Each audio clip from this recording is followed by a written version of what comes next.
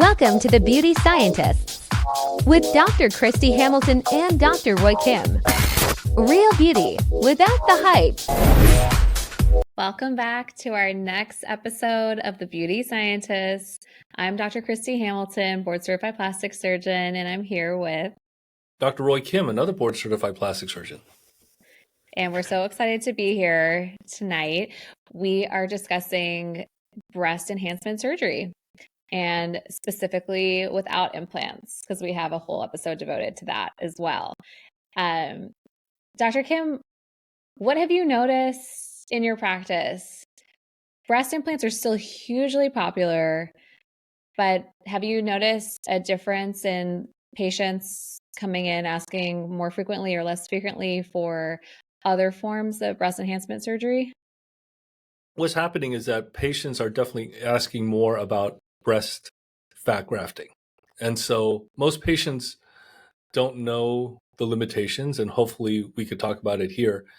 Fat grafting is very powerful because we can do liposuction, process the fat, and place it into the breast and place it exactly where we want to give the most artistic, beautiful result. But there are limitations because we can only actually inject so much fat. And it seems to work best if you need a breast implant along with fat grafting at the edges. It's hard to get lots of volume with just fat grafting only. I don't know what your take on or opinion on it is, Dr. Hamilton. Yes. So fat transfer to the breast, fat grafting also requires an additional procedure. You have to have some liposuction. So you have to, one, have available fat that you'd be willing to part with from one area of your body. And we have to be able to remove it in an aesthetic capacity. And then just as important as the fat being removed or the material being removed is also the quality of the breast tissue that's going to receive it.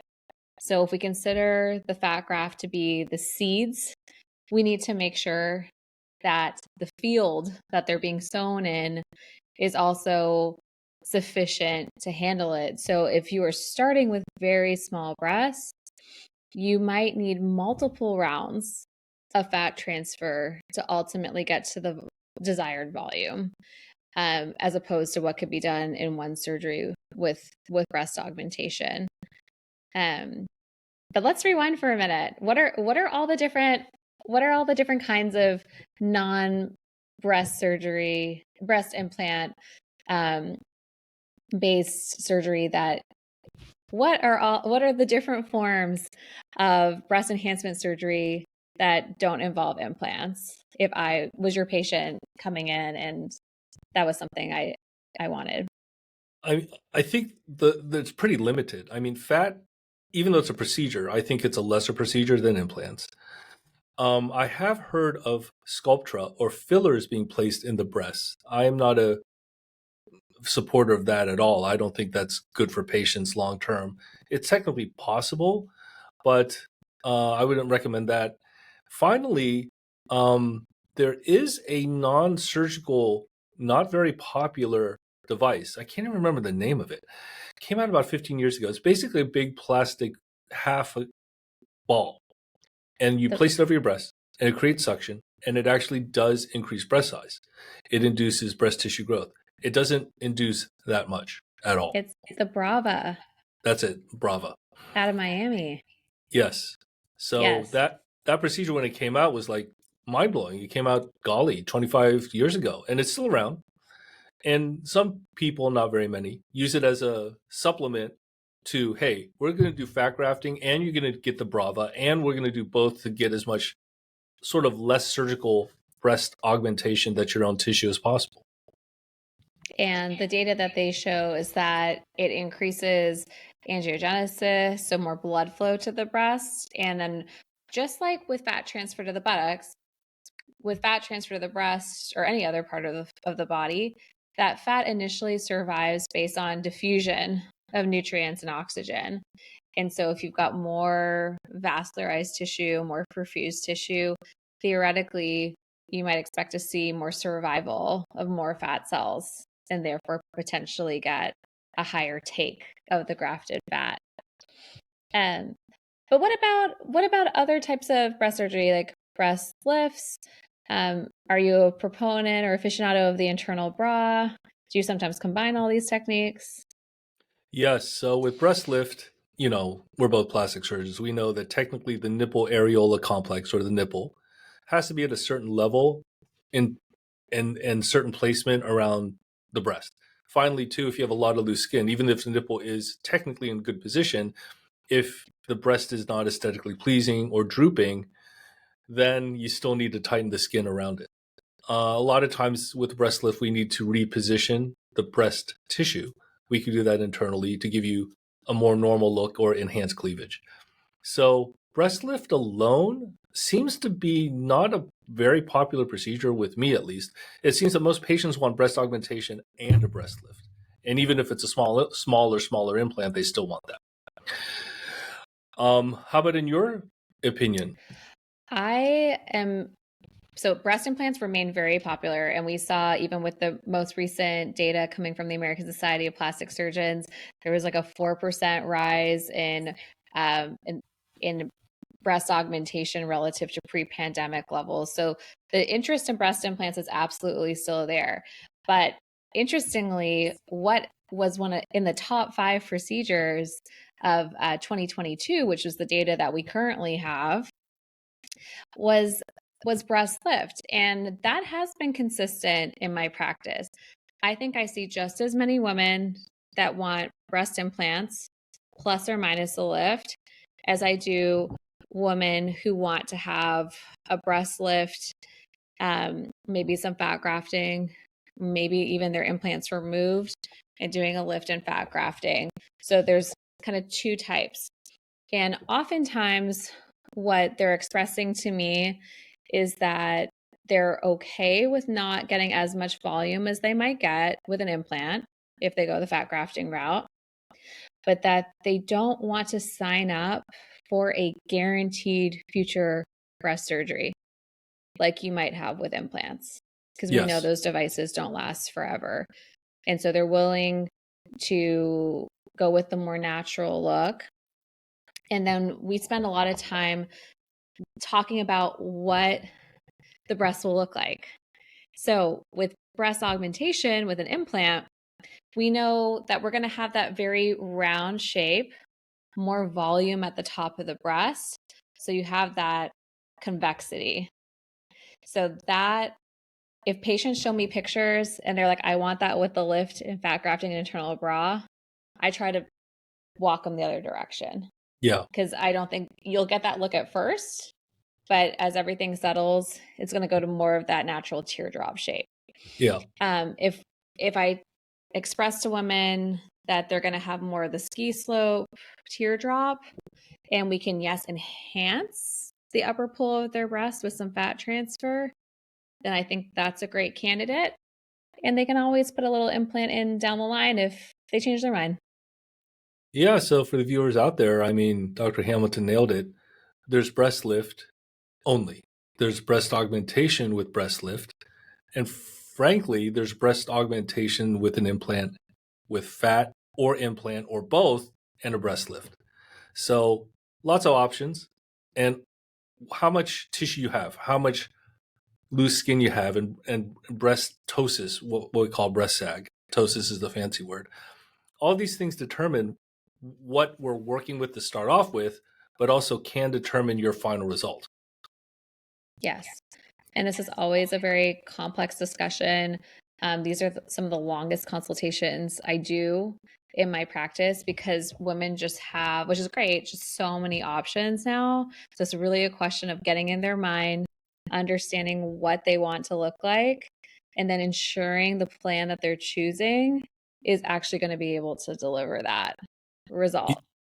And then, of course, another fun-filled option to talk about is the internal bra. So how do you like to do it? And I assume you've done it pretty much anyway, but what your preference is, and technically, what do you enjoy doing? So I love the internal bra. I think so. How many women out there are like, I would love to go braless and free and still have everything feel nice and supported?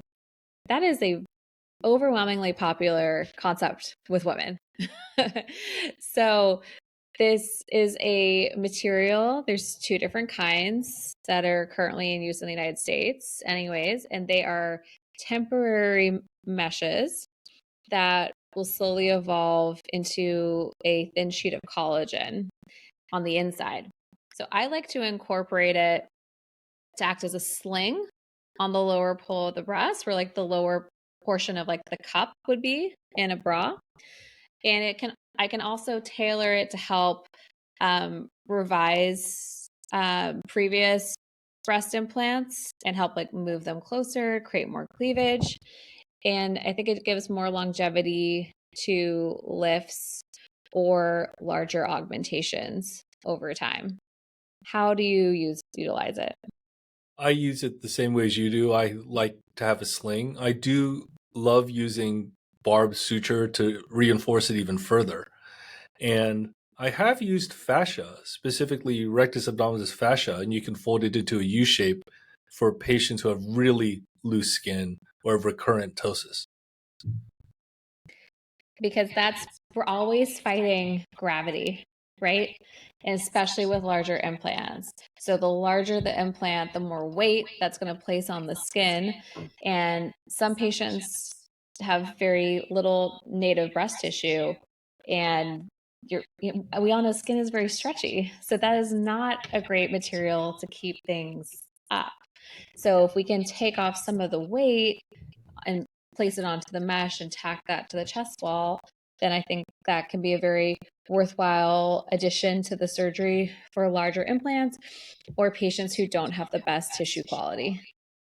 Yeah. Breast lift, we're of course trying to go vertical, we're fighting gravity. Breast augmentation and lift, we're fighting two directions. We're fighting the volume that protrudes away from your rib cage, away from your breast, as well as gravity, we're trying to keep it up. So that's always fun. So talk to me about the scars with breast lifts or reductions. That is always a big fear. I totally understand it. I think that we're a lot better talking to patients about it. I think we're better with aftercare and scar technology. So essentially, most patients are going to end up with something that looks like a lollipop incision. A decent amount of patients will end up with something that looks like an upside down T incision or an anchor incision, looks like a ship's anchor. So visually, you have a circle around the areola. You have something that goes up and down. That's the lollipop stick, if you will. And then finally, there's something that goes underneath or horizontal. If you have the need for a lot of breast lift, that fortunately, the horizontal incision usually goes into the breast fold. So there are a decent number of incisions. The vertical one, I think, is the most problematic, and there are definitely ways to make it look as nice as possible. Yes, and I completely agree with you. I think when I explain to patients that that horizontal one is in the fold, so that's already a natural shadow, and the one around the areola is at a natural color change. Those ones are quite discreet and quite anatomically placed and quite acceptable. So the one that everyone worries about is always that vertical incision, and that's where you and I, being board certified plastic surgeons, comes into play because we spend so much time meticulously suturing the skin edges together, fine technique, layered closure, and then ultimately excellent post-operative scar care afterwards. And that makes all the difference. And so there are no guarantees with scarring in surgery, but when you do everything that you can on the technical end, then I think that the scars are acceptable to patients because they're able to have this beautiful shape afterwards. So I think we're in agreement that if we give patients like the shape that they're looking for, that those breast scars after a lift with or without implants are typically acceptable, especially with fine, meticulous plastic surgery technique and great post-operative scar care. One other question I get asked all the time is, well, what about sensation of the nipples? And then also, will they function? Meaning, theoretically, can I breastfeed after having these types of operations? What do you counsel patients?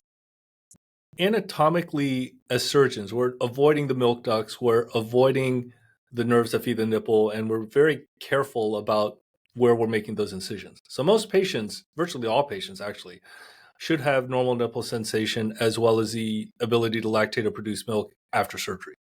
Yes, and that's what we see. So if you look at women who've had these operations after the fact, their ability to breastfeed mirrors the general population of women who haven't had breast surgery. So that's really important to note, because some women maybe will always experience difficulty doing being able to breastfeed. That could be surgery related or not. But that's an important part of counseling, because that is an important consideration for a lot of women. Yeah, absolutely. I mean, the majority of women who had kids breastfed before, then they may get a breast lift and become pregnant again, breastfeed again. The vast Yes. majority of them are able to breastfeed again. Yes. So, And that's a great thing about the operation as well.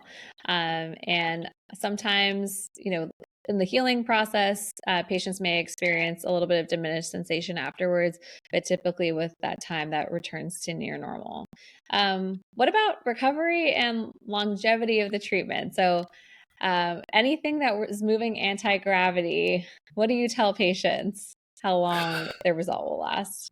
short term, you want to maintain support for the breast and the incision because there's less tension on it. It doesn't spread as much. I think it does definitely heals better.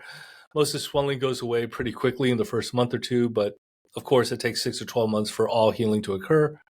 And as I said, anti-scar technology and the awareness of it has gotten a lot better in the past couple of years. I think patients are more compliant, so that helps. And finally, I mean, a recent paper a couple of years ago showed that patients are actually able to exercise pretty quickly after breast surgery. Like we're talking within a week or two. Yeah, and I think patients are oftentimes surprised by how good they feel. And we can attribute that to the fact that I think a lot of breast surgery, it's dealing with skin, fat, and breast tissue. And these are not the super sensitive organs of the body, like muscle or bone. And so I think patients oftentimes they tell me they're surprised how good they feel and how quickly. So it's not an operation you need to be afraid of. I totally agree. I mean, it is a fair amount of surgery. It's just not that painful. And as surgeons, we know it's not that painful compared to other types of surgery. Yes. And we've come a long way in terms of perioperative management of comfort, as I like to say, because we're not managing pain anymore. We're managing comfort. Yeah. How long do you think the results last, or is it hard to predict? The way I describe it to patients is, so that's going to be a um, multifactorial answer for each patient. So number one is just the quality of the original tissues that they have. So there's nothing that she or I can do about that. Patients that have a lot of stretch marks, the tissues are really, really thin, not as much elasticity. I don't expect those patients to have as much longevity as someone who's got like thick skin, pristine tissues, dense breast tissue. And then I consider it a reset. So I tell patients we are getting everything for a lift, like back, up, and full. I think the bigger the implants you put in, the more sag you can expect to have as time goes on, just greater weight on the breast. But it's not going to accelerate through aging and be back to where it was and beyond. It's like a new set point so that everything's high and tight again, and then it will slowly descend over time. Yeah. I like to say we can reverse the hands of time, but we cannot stop the clock. That's a great phrase, and I think it answers the question Yeah. beautifully. So that's breast enhancement surgery in a nutshell, without implants, and also a little bit with. But these are a lot of the tricks and tools of the trade, and it really is. You need to have a full toolbox when you're talking to women about breast enhancement surgery, because there really are so many options these days, and that's important to understand so that a patient can get exactly the surgery that's tailored to her wishes and needs and her body. I totally agree. The anatomy is always the same. Every patient's different. Depends on your stage in life, depends on what's going on, depends on your individual desires and aesthetic goals. Yes, absolutely. So we hope you enjoyed our podcast about everything breast enhancement surgery with or without implants. There's so many options, and it's just So the most important thing is to know that there's this full toolkit available to you. And so as you're discussing with your surgeon, just make sure that it's tailored exactly to your needs. And as Dr. Kim and I like to say, as we sign off, stay beautiful. Definitely. Thanks so much for joining me, Dr. Hamilton, and to all our viewers and listeners out there, definitely stay beautiful. Thank you for joining us on The Beauty Scientists. Be sure to visit thebeautyscientists.com and learn more about modern beauty and connect with Dr. Hamilton and Dr. Kim.